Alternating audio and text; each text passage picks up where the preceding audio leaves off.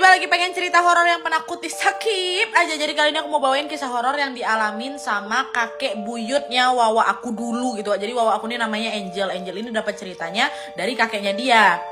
Jadi kisahnya udah lama kali, yaitu tentang nenek buyutnya Wawa yang pernah jadi kuntilanak jahat.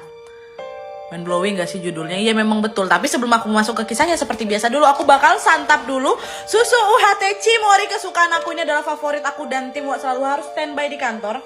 Ini aku paling suka banget yang rasa almond. Pasti kalian udah tahu kali lah ya kan. Bismillah, aku coba dulu ya. Super creamy kali rasanya. Terus ya coklatnya pasti coklat premium, bukan coklat asal-asal kalau susu UHT Cimory kan. Tunggu bentar aku habisin lagi. Jadi nih kisahnya, waktu zaman dulu itu si kakek buyutnya Wawa ini kita sebut aja namanya kakek Teki ya. Nah ini si nenek buyutnya namanya Nek Nelly gitu aja lah ibaratnya. Jadi kakek Teki sama Nek Nelly ini dulu kegiatannya sehari-hari adalah berkebun.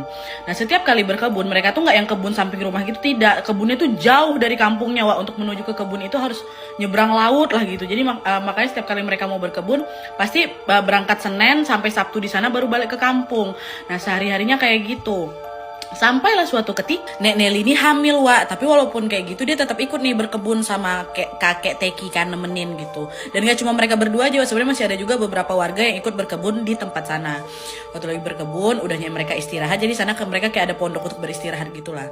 Pas lagi istirahat tidur, besok paginya kakek Teki ini bingung kok nenek tumben gak ngebangunin aku duluan gitu kan. Pas ditengok nenek nih ternyata dingin badannya, diraba dadanya masih ada nggak detak jantungnya, rupanya udah nggak ada, didengerin nafasnya udah nggak ada. Ternyata Nek Nelly-nya meninggal dunia Udah lah dipanggil lah warga semuanya, tolong bantu bawain jasad istri saya yang lagi hamil ini balik lagi ke kampung. Nah waktu balik di kampung, waktu udah mau dimandikan, mau diapakan.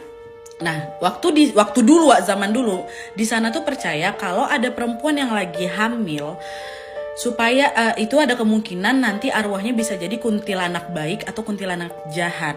Nah supaya bisa mengetahui itu bisa si jasad itu baik-baik aja adalah dengan cara nanti setelah dimandikan jasadnya ditusukin jarum di bagian jari sama kakinya.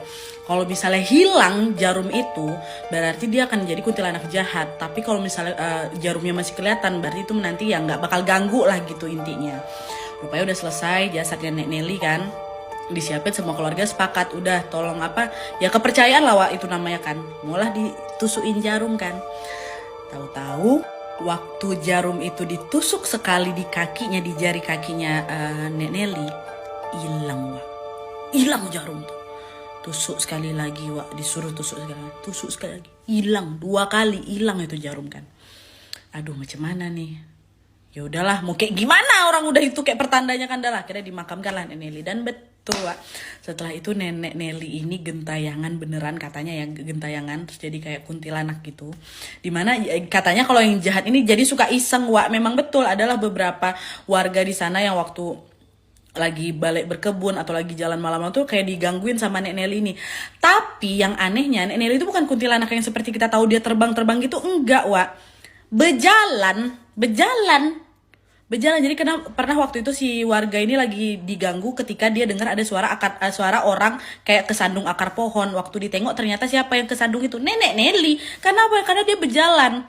Dan gak cuma warga aja, otomatis kakek Teki juga tuh sempet diganggu. Jadi kebiasaan Nenek Nelly ini ya, setiap kali nanti tiap malam dia bakal jalan, dihentakkannya kakinya 3 kali gitu depan pintu. Nanti dia masuk kayak nyeret gitu kakinya, masuk kayak gitu aja terus sampailah waktu itu hari Natal, kata si Wawa ini waktu itu hari Natal kakek ini mau keluar kan, mau ke gereja. Tiba-tiba waktu buka pintu kakek Teki ngelihat ada tangannya nenek Nelly, tapi tangannya aja badannya nggak ada. Jadi seolah kayak pengen ngajak gandengan gitu ke gereja. Ya Allah.